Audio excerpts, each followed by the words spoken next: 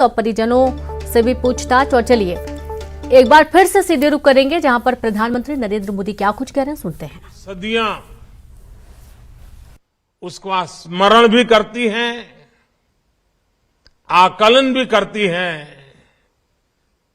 मूल्यांकन भी करती हैं और अविरत प्रेरणा पाती रहती हैं।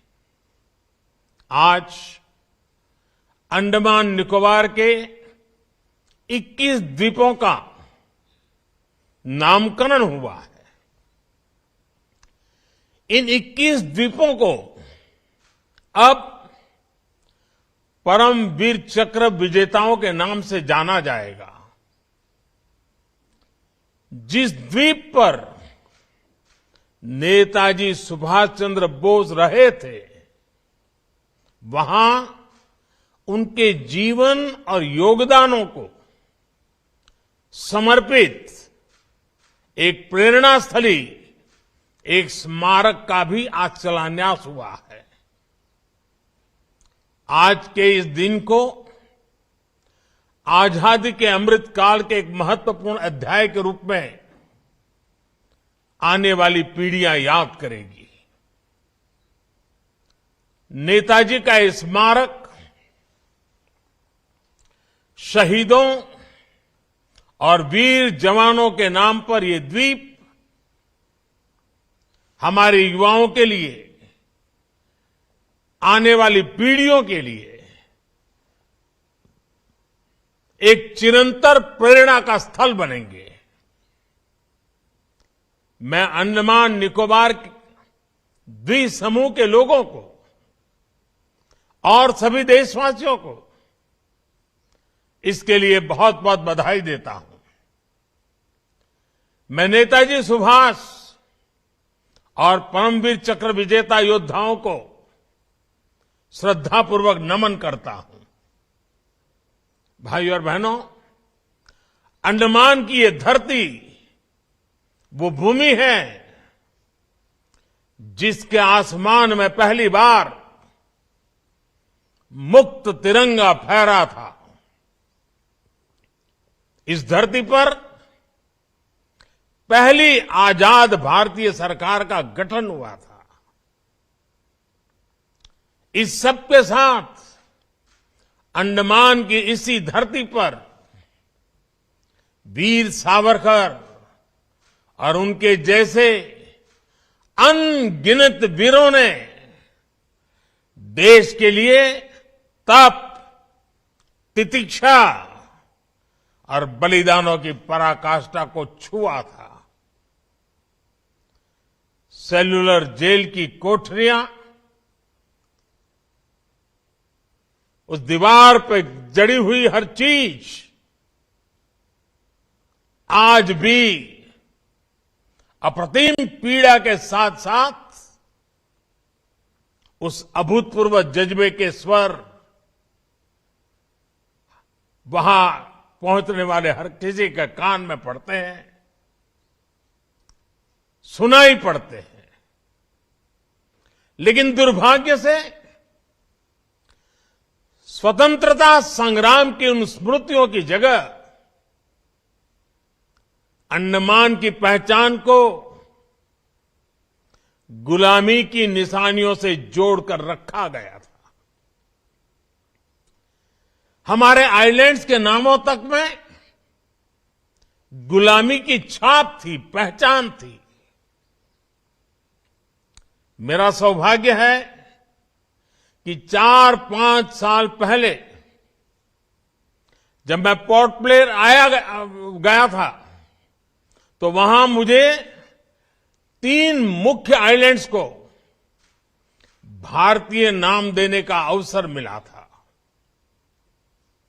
आज रॉस आइलैंड नेताजी सुभाष चंद्र बोस द्वीप बन चुका है। हैवलॉक और नील आइलैंड स्वराज और शहीद आइलैंड्स बन चुके हैं। और इसमें भी दिलचस्प ये कि स्वराज और शहीद नाम तो खुद नेताजी का दिया हुआ था। इस नाम को भी आजादी के बाद महत्व नहीं दिया गया था। जब आजाद हिंद फौज की सरकार के 75 वर्ष पूरे हुए तो हमारी सरकार ने इन नामों को फिर से स्थापित किया था। साथियों, आज 21वीं सदी का ये समय देख रहा है कि कैसे जिन नेताजी सुभाष को आजादी के बाद भुला देने का प्रयास हुआ, आज देश उन्हीं नेताजी को पल पल याद कर रहा है। अंडमान में जिस जगह नेताजी ने सबसे पहले तिरंगा फहराया था, वहां आज गगनचुंबी तिरंगा आजाद हिंद फौज के पराक्रम का गुणगान कर रहा है। पूरे देश में और देश के कोने कोने से जब लोग यहां आते हैं तो समंदर किनारे लहराते तिरंगों को देखकर उनके दिलों में देशभक्ति का रोमांच भर जाता है। अब अंडमान में उनकी याद में जो म्यूजियम और स्मारक बनने जा रहा है, वो अंडमान की यात्रा को और भी स्मरणीय बनाएगा। 2019 में नेताजी से जुड़े ऐसे ही एक म्यूजियम का लोकार्पण दिल्ली के लाल किले में भी हुआ था। आज लाल किला जाने वाले लोगों के लिए वो म्यूजियम एक प्रकार से हर पीढ़ी के लिए प्रेरणा स्थली की तरह है। इसी तरह बंगाल में उनकी 125वीं जयंती पर विशेष आयोजन हुए थे। देश ने इस दिन को पूरे धूमधाम से सेलिब्रेट किया था। उनके जन्म दिवस को पराक्रम दिवस के रूप में घोषित किया गया। यानी बंगाल से लेकर दिल्ली और अंडमान तक देश का ऐसा कोई हिस्सा नहीं है जो नेताजी को नमन न कर रहा हो, उनकी विरासत को संजो न रहा हो। साथियों, बीते 8-9 वर्षों में नेताजी सुभाष चंद्र बोस से जुड़े ऐसे कितने ही काम देश में हुए हैं जिन्हें आजादी के तुरंत बाद से हो जाना चाहिए था, लेकिन उस समय नहीं हुआ। देश के एक हिस्से पर आजाद भारत की पहली सरकार 1943 में बनी थी। इस समय को अब देश ज्यादा गौरव के साथ स्वीकार कर रहा है। जब आजाद हिंद सरकार के गठन के 75 वर्ष पूरे हुए, तब लाल किले पर देश ने झंडा फहराकर नेताजी को नमन किया था।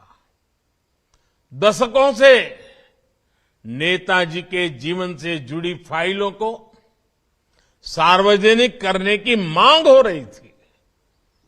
ये काम भी देश ने पूरी श्रद्धा के साथ आगे बढ़ाया। आज हमारी लोकतांत्रिक संस्थाओं के सामने कर्तव्य पथ पर भी नेताजी बोस की भव्य प्रतिमा हमें हमारे कर्तव्यों की याद दिला रही है। मैं समझता हूं ये काम देश हित में बहुत पहले हो जाने चाहिए थे, क्योंकि जिन देशों ने अपने नायक नायिकाओं को समय रहते जनमानस से जोड़ा, साझे और समर्थ आदर्श गढ़े, वो विकास और राष्ट्र निर्माण की दौर में बहुत आगे गए। इसलिए यही काम आजादी के अमृत काल में भारत कर रहा है, जी जान से कर रहा है। साथियों, जिन 21 द्वीपों को आज नया नाम मिला है, उनके इस नामकरण में भी गंभीर संदेश छिपे हैं। ये संदेश है एक भारत श्रेष्ठ भारत की भावना। ये संदेश है देश के लिए दिए गए बलिदान की अमरता का संदेश। वयम अमृतस्य पुत्राः। और ये संदेश है भारतीय सेना के अद्वितीय शौर्य और पराक्रम का संदेश। जिन 21 परमवीर चक्र विजेताओं के नाम पर इन द्वीपों को जब जाना जाएगा, उन्होंने मातृभूमि के कण कण को अपना सब कुछ माना था। उन्होंने भारत मां की रक्षा के लिए अपना सर्वस्व न्योछावर कर दिया था। वे भारतीय सेना के हैं, वे वीर सिपाही देश के अलग अलग राज्यों से थे, अलग अलग भाषा, बोली और जीवन शैली के थे, लेकिन मां भारती की सेवा और मातृभूमि के लिए अटूट भक्ति उन्हें एक करती थी, जोड़ती थी, एक बनाती थी। एक लक्ष्य, एक राह, एक ही मकसद और पूर्ण समर्पण। साथियों, जैसे समंदर अलग अलग द्वीपों को जोड़ता है, वैसे ही एक भारत श्रेष्ठ भारत का भाव भारत मां की हर संतान को एक कर देती है। मेजर सोमनाथ शर्मा, पीरू सिंह, मेजर शैतान सिंह से लेकर कैप्टन मनोज पांडे, सूबेदार जोगिंदर सिंह और लांस नायक अल्बर्ट एक्का तक, वीर अब्दुल हमीद और मेजर रामास्वामी परमेश्वरन से लेकर सभी 21 परमवीर, सबके लिए एक ही संकल्प था, राष्ट्र सर्वप्रथम, इंडिया फर्स्ट। उनका ये संकल्प जब इन द्वीपों के नाम से हमेशा के लिए अमर हो गया है। करगिल युद्ध में ये दिल मांगे मोर का विजय घोष करने वाले कैप्टन विक्रम, इनके नाम पर अंडमान में एक पहाड़ी भी समर्पित की जा रही है। भाई और बहनों, अंडमान निकोबार के द्वीपों का ये नामकरण उन परमवीर चक्र विजेताओं का सम्मान तो है ही, साथ ही भारतीय सेनाओं का भी सम्मान है। पूरब से पश्चिम, उत्तर से दक्षिण, दूर सुदूर, समंदर हो या पहाड़, इलाका निर्जन हो या दुर्गम, देश की सेनाएं देश के कण कण की रक्षा में तैनात रहती है। आजादी के तुरंत बाद से ही हमारी सेनाओं को युद्धों का सामना करना पड़ा। हर मौके पर, हर मोर्चे पर हमारी सेनाओं ने अपने शौर्य को सिद्ध किया है। ये देश का कर्तव्य था कि राष्ट्र रक्षा। और इसी के साथ खबरों में इतना ही। नमस्कार।